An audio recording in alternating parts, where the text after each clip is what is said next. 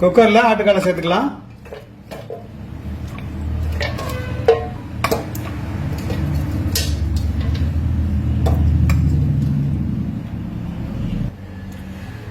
ஆட்டுக்கால் சாம்பார் வைக்கும் போது வெள்ளை மொச்சை சேர்ப்பாங்க.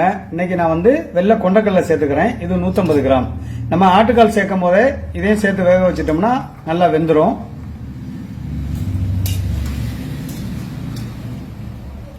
அடுத்து 150 கிராம் தக்காளி, 150 கிராம் பெரிய வெங்காயம், ஒரு 10 பல்லு பூண்டு ரெடி பண்ணி வச்சிருக்கேன். அதே இதில் சேர்த்து விசில் விட்டு வேக விட்டுக்கலாம்.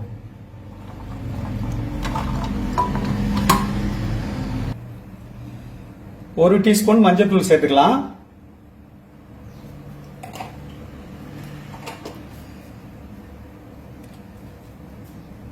ஆட்டுக்கால் முழுகிற அளவுக்கு தண்ணி ஊத்திக்கலாம்.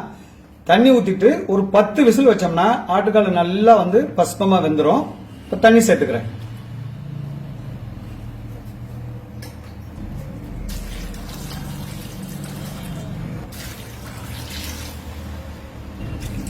ஆட்டுக்கால் முழுகிற அளவுக்கு தண்ணி ஊத்திக்கிட்டேன். இப்ப மூடி போட்டு விசில் விட்டுக்கலாம்.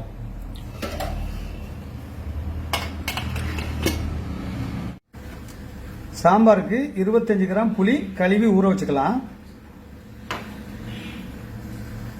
10 விசில் விட்டு ரெடி பண்ணி எடுத்துட்டேன். இங்க பாருங்க, நல்ல கால் நல்லா வெந்துருச்சு. இதை இன்னொரு பாத்திரத்துக்கு மாத்திட்டு இதிலே பருப்பு போட்டு வேக வச்சுக்கலாம்.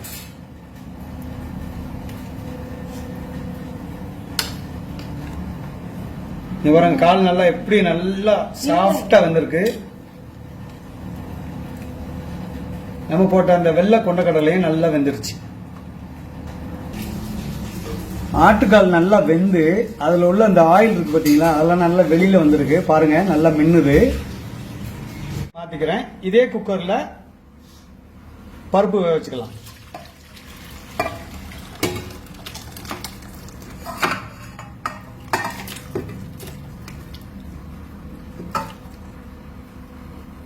சேர்த்துக்கலாம்.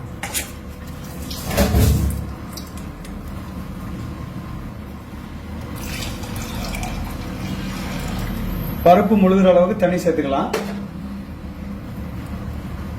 மஞ்சத்தூள் 1/2 டேபிள் ஸ்பூன் சேர்த்துக்கிறேன்.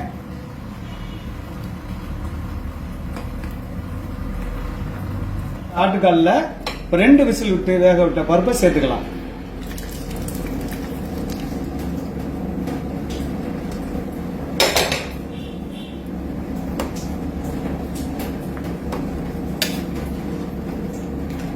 அடுத்து இதுக்கு மசாலா சேர்க்க போறேன். மசாலா சேர்த்துக்கிறோம்.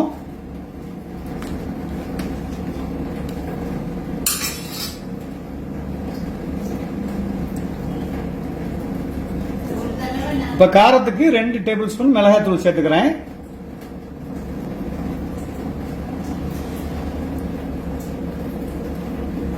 அடுத்து 1 டேபிள் ஸ்பூன் மல்லித்தூள், 1 டேபிள் ஸ்பூன் உப்பு சேர்த்துக்கிறேன்.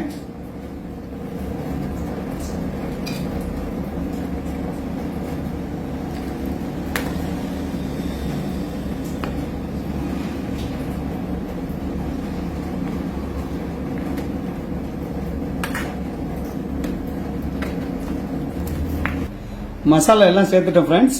இப்போ ஒரு 5 நிமிஷத்துல உங்களுக்கு ஆட்டுக்கால் சாம்பார் ரெடி ஆயிரும். நல்லா லோ ஃபிளேம்ல விட்டு கொதிக்க விட்டுக்கலாம். இது மாதிரி இந்த டயத்துல பொடியா நறுக்குனா மல்லித்தலை சேர்த்துக்கிறேன். மலைச்சாரல் மெத்தட்ல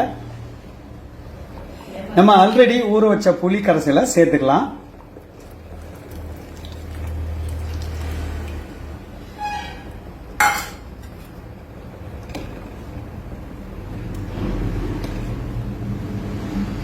இப்ப ரெடி ஆயிருச்சு. அடுத்து தாளிச்சுக்கலாம். எண்ணெய் சூடாயிருச்சு. இப்ப கடுகு சேர்த்துக்கலாம்.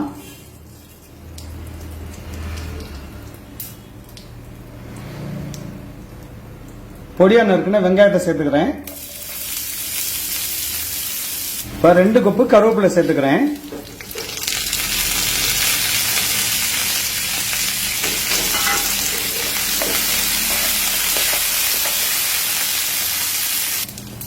வெங்காயம் நல்லா பொன்னிறமா வதங்கிருச்சு. இப்ப நம்ம ரெடி பண்ணி வச்சிருக்க ஆட்டுக்கால் சாம்பார்ல இந்த தாளிப்பை சேர்த்துக்கலாம்.